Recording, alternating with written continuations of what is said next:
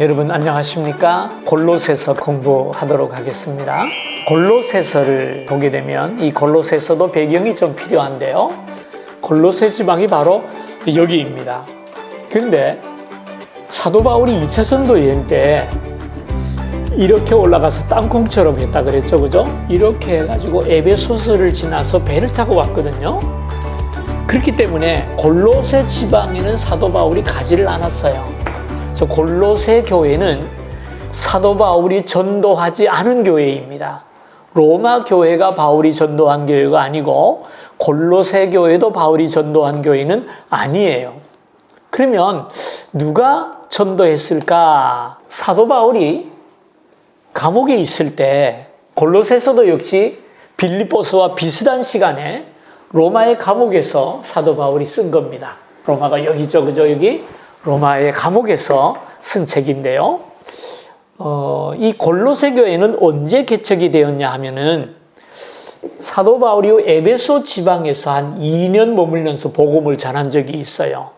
여기에 많은 사람들이 복음을 듣게 되었는데 여기서 예수를 믿은 사람들 중에 골로새가 고향인 사람들이 있었겠죠. 그 고향인 사람들이 돌아가서 세운 교회가 골로새 교회입니다. 에바브라라는 사람과 빌레몬이라는 사람, 두 사람이에요.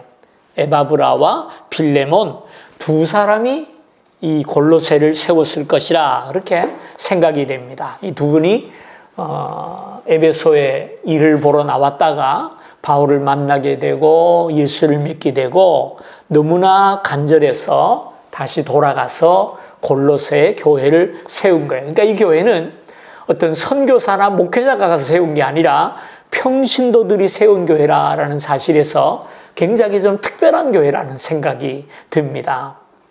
우리나라도 이와 비슷한 일이 있었어요. 우리나라도 보면 우리나라 지도가 이렇게 생겼잖아요. 그죠? 아이고, 이렇게 생겼다고 하면 여기가 이제 만주 아닙니까? 만주.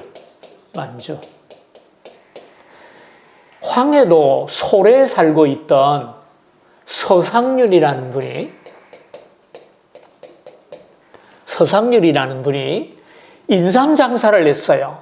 그래서 우리 조선 땅에 좋은 인삼을 가지고 만주에 건너가서 팔고 만주에서 또 오늘 뭐 좋은 걸 가지고 와서 팔고 왔다 갔다 하면서 장사를 하던 사람입니다. 이 장사를 하던 서상윤이 만주에서 선교사를 만나서 예수를 믿게 돼요. 그리고 거기서 세례를 받습니다.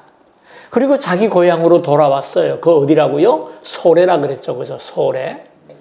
소래에 돌아와서 자기 나름대로 친구들에게 복음을 전하고 모여서 교회를 만들었어요. 그게 소래교회입니다. 그래서 우리나라 선교가 다른 나라 선교와 차이가 있다는 것이 독특한 면이 있는데 뭐냐면요. 선교사들이 우리 조선에 들어오기 전에 조선 사람이 먼저 복음을 받고 다시 돌아와서 교회를 세웠다는 거예요. 선교사들이 나중에 들어와가지고 소래를 갔더니 소래 교회 사람들이 나와가지고 우리가 예수 믿고 세례를 받고 싶었는데 세례 줄 사람이 없었으니까 세례 좀 주세요. 그러고 얘기했다는 거예요. 참 특이하죠, 그죠? 그래서 이 황해도 빨리 통일이 되면 소래 돌아가서 여기를 좀 가보고 싶은데 못 가봅니다. 그래서 우리 총신대학원에서 학교 캠퍼스에 소래교회를 세웠어요. 이름만 소래교회죠.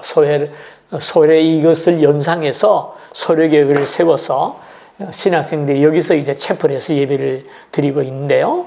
참 우리나라가 특별한 나라인 것이 이렇게 복음을 가서 먼저 수입해 왔다는 것 참 대단한 나라라고 생각해요. 자, 그런데 이 골로새 지방이 라오디게아 지방과 가까워요. 그리고 이 지역에, 이 아시아 지역에 그 당시에 그 이단이 좀 많이 퍼져 있었어요. 그 중에서도 어떤 이단이 퍼져 있었냐 하면은 영지주의라고 하는 이단이 퍼져 있었어요. 영지주의 이단이 많이 번져 있었어요. 자, 그래서 골로새 교회에 한 가지 문제가 있었는데 뭐냐 하면 사도들이 왔다 간 적도 없고 여기 무슨 감독이나 그런 분이 전도인이 있었던 것도 아니고 평신도들끼리 스스로 교회를 세웠다 그랬어요. 그러다 보니까 신앙의 기반이 좀 허약했어요. 그러는 과정 속에서 이 영지주의도 헬라적 영지주의가 있고요. 유대적 영지주의가 있었어요. 그러니까 이건 뭐냐면은 영지주의가 성경을 만나서 유대적인 이단이 됐고 헬라 철학을 만나면 헬라적 영지주의가 되는 겁니다. 근데 유대 영지주의자들이 라오디게아에서 골로새로 건너와 가지고 성도들을 혼란케 만들었습니다. 여기 보면은 유대주의적 영지주의와 바울이 말하는 진리의 차이점을 얘기합니다. 그 까만 도표를 봅시다. 구원은 오직 지혜를 통해 얻어질 수 있다. 사도 바울은 뭐라 그랬죠? 복음을 믿는 믿음으로 구원받는다 그랬어요. 근데 이들은 뭐라 그래요? 지혜, 지식으로 구원받는다. 이 영지라는 말이 영적인 지식이라는 말이에요. 그래서 이 사람들은 자신들이 전하는 진리를 배워서 알아야 구원받는다고 얘기를 했어요. 두 번째로 하나님은 우주를 직접 창조하지 않으셨다. 그러나 다른 것을 창조하는 하나의 피조물을 창조하셨다. 그리스도는 이 피조물 중에 하나이다. 그런 얘기를 했어요. 영성경과 다른 얘기죠. 이 무슨 얘기냐면 하나님이 계시는데 하나님이 선하고 의로운 분이라면 그가 창조하신 세상이 왜 이 꼴이냐. 그죠? 의문을 가질 수 있죠? 악한 데서 악이 나오고 선한 데서는 선이 나와야 되는데 선하신 하나님이 왜 악한 세상을 만들었느냐? 그거예요. 여기에 대한 답변이 뭐냐면 하나님에게서 완전한 분이었는데 좀 저급한 하나님이 나왔다는 거예요. 이걸 유출이라는 말을 써요. 유출. 그리고 그 하나님으로부터 또 저급한 하나님이 나오고 또 다른 하나님이 유출되고 이렇게 해서 쭉 내려가는데 모두 한 30단계라든가 12단계든가 잘 모르겠네요. 그러니까 이런 과정을 계속 거쳐가면서 신이 점점 저급한 신이 되었다는 거예요. 그래서 제일 저급한 신이 창조주 하나님이라는 거예요. 그래서 이 하나님이 만들었기 때문에 세상이 악한 세상이 됐다. 그런 얘기를 해요. 이게 영지주의의 가르침입니다. 그러나 성경은 뭐라 그래요? 하나님이 태초에 천지를 창조하시고 보시기에 좋았더라 그랬어요. 성경과 다른 이야기를 하고 있습니다. 그렇게 해서 이 영지주의가 부류로 나눠지는데요. 특히 대개 이 헬라적인 영지주의자들에게서는 쾌락주의가 발전합니다. 그 다음에 유대적인 영지주의로부터는 금욕주의가 발전해요. 율법을 강조하고 한가하게도 방탕한 생활을 살아가는 것이 그들의 삶의 모델로 보여주는데 여기에 대한 답변이 여기 성경에 나와 있으니까 나중에 성경을 읽으시면서 한번 좀 확인해 보시기를 바랍니다. 자, 중심 메시지 다음 페이지입니다. 그 안에는 신성의 모든 충만이 육체로 거하시고 이렇게 말을 했어요. 이 참 중요한 말씀인데요. 신성의 모든 충만이라는 말, 이 충만이라는 단어가 사실은 영지주의 용어라고 말을 합니다. 영지주의에서 충만이라는 말을 사용한다고 그래요. 근데 사도 바울은 그것을 부정할 것이 아니라 그것을 받아서 사용하는데 전혀 다른 의미로 사용하죠. 하나님 안에 거하고 하나님이 내 안에 거하는 그런 상태를 충만이라고 말을 하는데 그 충만이, 자, 이게 잘 보세요. 충만이 육체로 거하신다 그랬어요. 영지주의자들은 그리스도가 육체로 오심을 부정합니다. 육체로 오신 것을 부정해요. 그래서 그들은 가연서를 이야기합니다. 예수님이 세례를 받으실 때 예수님 위에 임했다가 예수님이 십자가에 죽으실 때 예수님이 죽으실 때 떠났다는 겁니다. 떠났다. 그래서 나의 하나님 어찌하여 나를 버리십니까? 그래서 이 영지주의자들은요, 예수님을 둘로 나누죠. 천상의 예수님과 지상의 예수님으로 나눠버려요.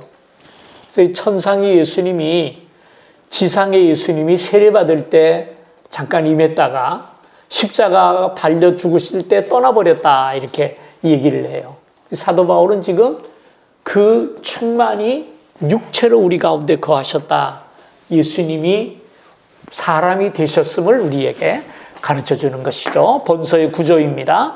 교리적인 내용이 1장에서 2장까지 이어지고요. 실제적인 내용이 3장에서 4장까지 이어집니다. 첫째로 교리적인 내용을 좀 보겠습니다.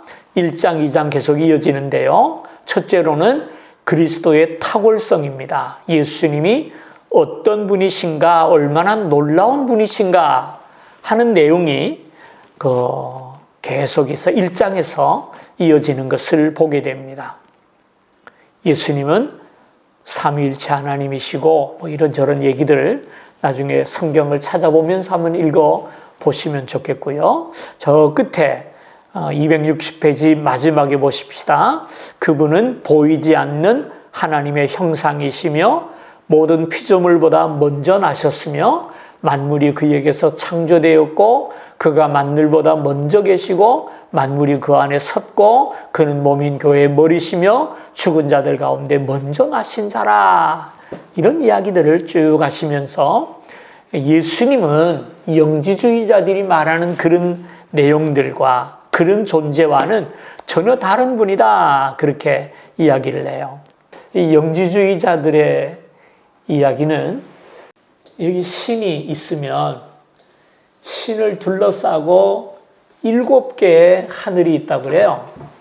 7개의 하늘. 그래서 이 땅에 사는 우리가 저 천국까지 가려면 7개의 하늘을 지나가야 하는데 요 하늘들마다 여기를 지키는 지역에 아이온이라 그러는데요. 아이온들이 있다 그렇게 얘기했어요. 지나갈 때마다 이 아이온들이 막아서서 못 가게 하기 때문에 이들을 넘어서기 위한 지혜 혹은 주문 이런 것들이 있다고 얘기를 해요.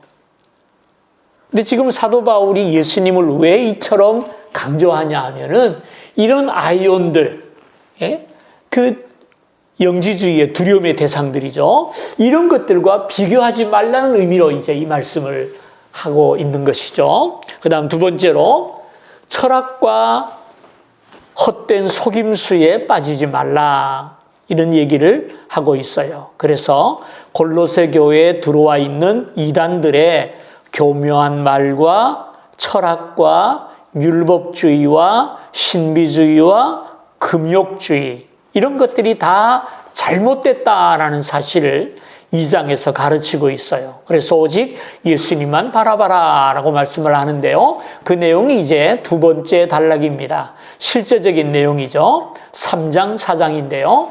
그 말씀의 중심은 위의 것을 찾으라 라는 겁니다. 위의 것을 찾으라.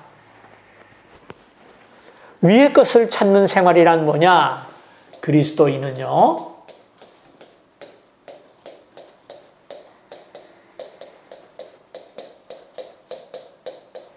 이거 잘 기억하셔야 돼요. 이 땅의 것을 생각하지 말고 위의 것을 찾으라 라고 말씀을 합니다. 위의 것을 찾는 사람은 어떻게 살아야 되느냐? 이 3장의 내용이 굉장히 재미있게 돼 있어요. 모두 10가지로 나눠진대요.